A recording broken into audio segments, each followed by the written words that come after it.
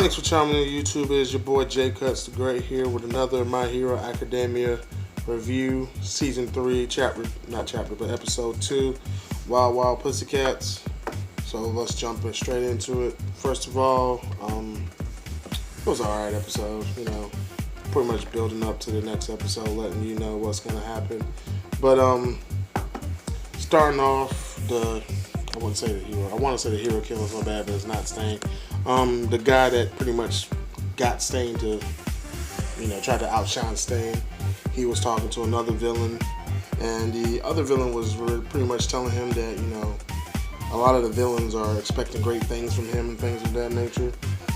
And he kind of left us on an anonymous note stating that all the pieces are in place and that it's time to start the game. Then after that, it kicks into the intro. I love the imagery of the intro. I hate the music of the intro. I really do. I can't stand it. I don't know why. I just don't like it. After that, it picks up with Class 1A waiting outside the bus. They meet up with Class 1B. They have their little awkward moment like they always do. And then, they get on the bus.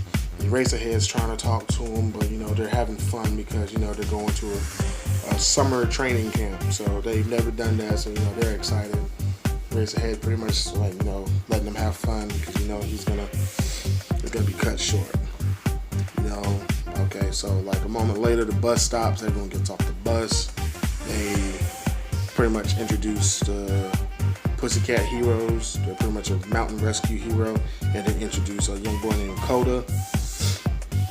And they pretty much tell them that, all the land they see is theirs, and they have a facility in the middle of the forest. And they pretty much tell them that, look, you guys are going to have to get to the facility of the forest, make it in 3 hours or you get nothing to eat. And, they try to run back to the bus, things of that nature. But one of the Pussycats pretty much uses her power and knock them all off the cliff into a forest called the Beast Forest. So, they start going into the forest. Golem beasts come out. And I actually really like this part of the episode because, this is when the Class 1A was actually working together in unison. Like, everyone was, working together. Like, there was no questions. There were no back and forth. It was straight union. Like, they were like a well-oiled machine. So, then it cuts to Eraserhead, Coda, and the Pussycats waiting at the facility. And, Class 1A emerges from the forest real slow. They're kind of beat up and everything like that, fighting the golems constantly.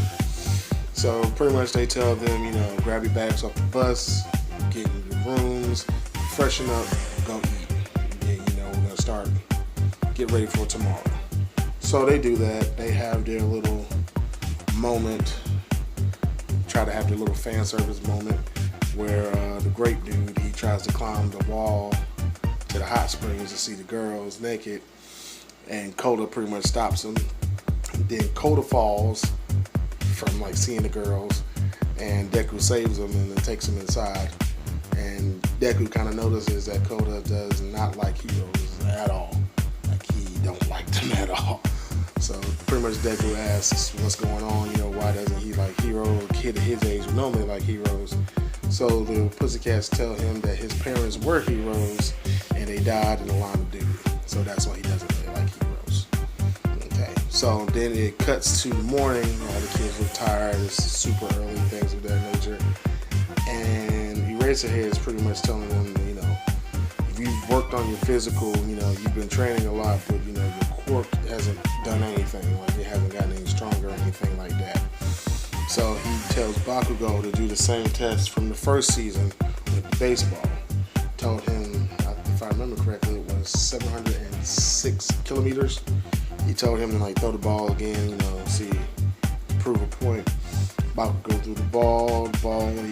The distance only increased 3 meters. So pretty much he's telling him that, look, you guys, you've gotten stronger, but your quirks are still at the same level where you began at. So he was like, you guys are going to have to work on increasing your quirk ability.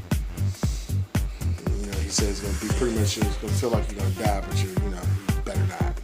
So, and that's when the episode ends, So overall, it was a nice little intro for the Pussycat Dolls, not Pussycat Dolls, but Pussycats and Coda, and pretty much leading up to what's going to happen next episode. So thank you for watching. Subscribe, like, dislike, leave a comment, whatever you feel like doing. Anything is appreciated. All right, so that's the end of the episode. Peace, love,